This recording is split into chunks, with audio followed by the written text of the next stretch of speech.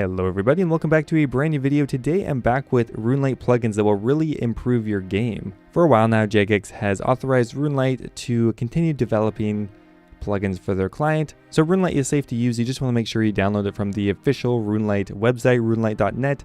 I will leave a link in the description for that. Anyway, I hope you enjoy the video and let's get started. So the very first plugin I want to go over here is a brand new one, and that is called the Chat Filter plugin. For anyone who's ever gone to World 301, or some of the more populated members worlds, you can see that there's a ton of spam in the Grand Exchange. Lots of scamming, lots of dicing, lots of advertisements for gold selling websites, and just a bunch of other garbage like that. So now we can come over here to the Chat Filter plugin, turn it on, and we'll be able to filter out certain phrases.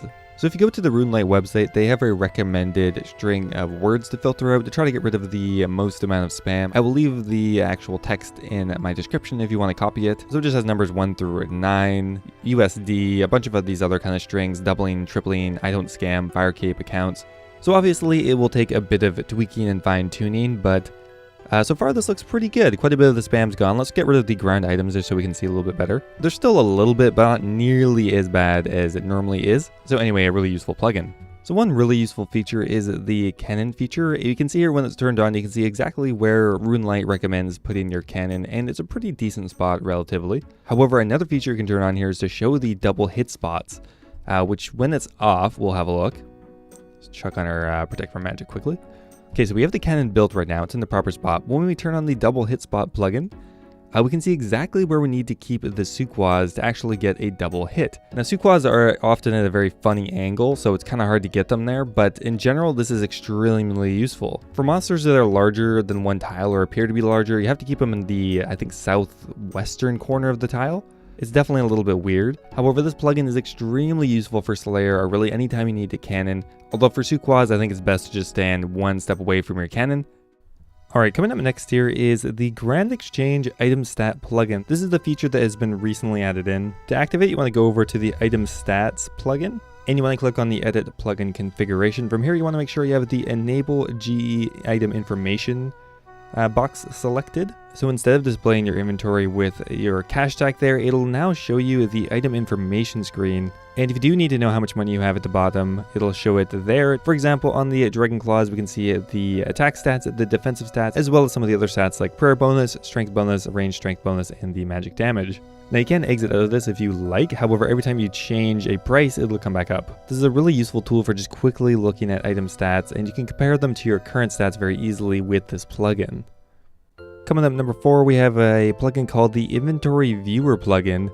Now this has limited uses, but from what I can see, it's very useful for certain tasks, and those being stuff like using the Lunar Spellbook, using the charter ships to blow glass, it can be very useful, and a few other instances as well. So let's go ahead and turn it on. We can see what it does is it replicates your inventory, so you can see it even if you're not on your inventory screen. For example, if you are casting the Spin Flax spell, you can see exactly how many are left in your inventory. Now this can be extremely handy when you're just learning this spell, because normally you can't see your inventory and you would have to just remember how many times you've used it. The same concept can be applied for using the Tan Leather spell as well, and really any other spell that requires inventory space or inventory usage, but you need to be on your spellbook page. This plugin pretty much is for that.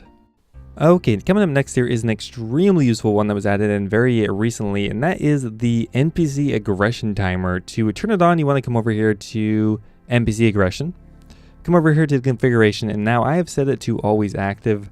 However, most people may not want that. Essentially what that will do is it'll always have the counter in the top left as well as these lines, which are optional as well. However, we can also turn that off so that it'll only appear when you are being attacked by a monster, which is probably more reasonable for most people. So what this plugin does is it will put a countdown of 10 minutes, and it will reset whenever you enter a new zone. So imagine if you were just attacking sand crabs here. I can see the aggression timer here is 8 minutes and 53 seconds, but as soon as we go over one of these yellow lines, it'll automatically reset for us to 10 minutes, and it'll show us our new aggression area, which is kind of dynamic and is based on when you fought the monster, when it became aggressive to you. So it's very useful to have these lines, because before I had no idea, honestly, I was just running really far away. So okay, we're attacking sand crabs here for a while. My god, this place is packed. So basically you could AFK for around 8 or 9 minutes, come back and check exactly when your aggro needs to be reset, and run exactly outside the line, and run exactly back. And this is going to save you a lot of time, because often when I'm AFKing at sand crabs or ammonite crabs, the main problem is I spend about 3 or 4 minutes not attacking because I'm not paying attention. However, with this plugin, this issue is not a problem at all. Next up here we have probably the most useful plugin for new players, and that is the Wiki plugin. Recently they integrated an actual Wiki button right into the game, so you can use it to look up anything in the game. If you don't already have it on, you just want to turn on the Wiki plugin. However, it should be on by default. At that point, you'll see a little Wiki icon here, and you can use it to look up anything in the game. You just have to click on it once, left click, and then you right click or left click on something else. For example, sand crabs, and it will automatically direct you to the equivalent page on the RuneScape Wiki. For example, if we want to do the imp, automatically going to open up the imp page. If we want to know anything about a dead tree, automatically look that up. Another part of the integration is right into the quest panel. If you come over here to the quest and just right click on it, you can either look at the regular guide or the quick guide. For example, let's open up the quick guide for the Black Knight's Fortress. Next here, let's look at the regular guide for Mistlin Mystery. We can look up the regular guide for Cook's Assistant. It's instant, it's accurate, and probably the most useful plugin for anyone who is looking to look up some new information or is just new to the game in general.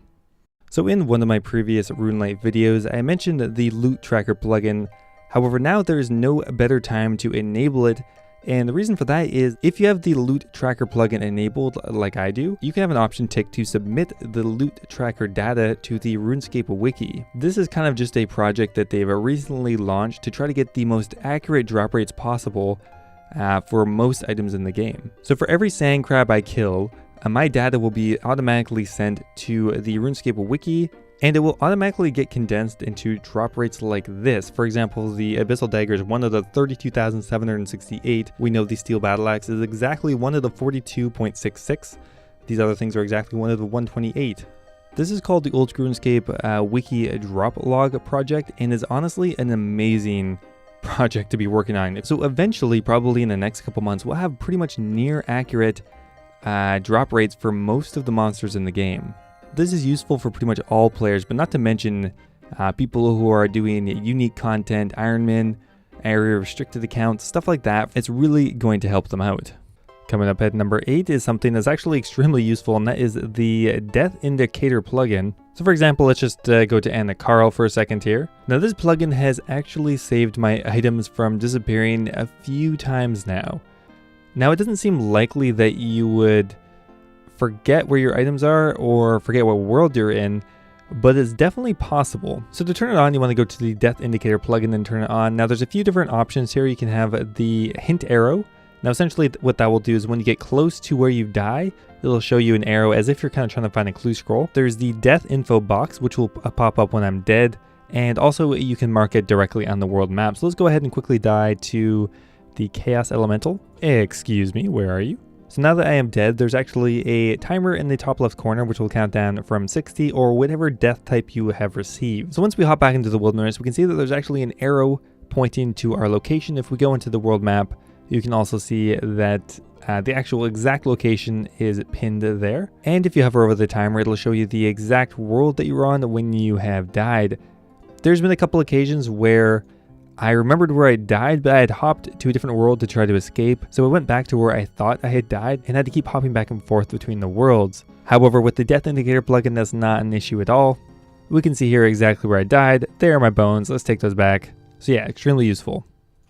And last up here is the farming tracking plugin. It's probably the one I use the most of all of them. And on top of tracking herb patches, tree patches, stuff like that, it'll also track birdhouse runs as well.